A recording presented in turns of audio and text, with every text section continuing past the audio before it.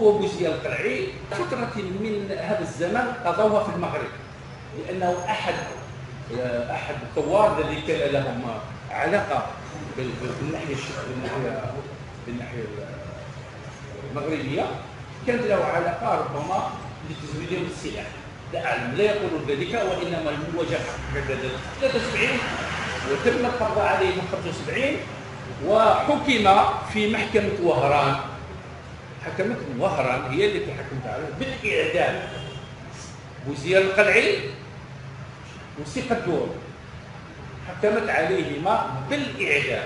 كان الاخرين كان اللي باب عن طريقه، لانه اغلب جل هؤلاء الذين كانوا ايضا من المحكوم عليهم كانوا من منطقه الصحراويه، منطقه الغمري، لانه كان في الفرنسيين كان عندهم محكومين ميكس، ما يسمى بالبلديه المختلطه وما يسمى بالكونتونمون جيديسيال.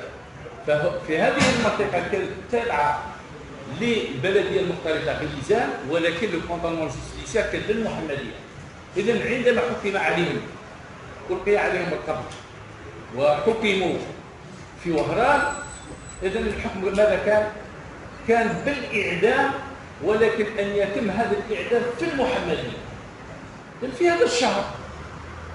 هناك من يقول 20 وهناك من يقول 28، لكن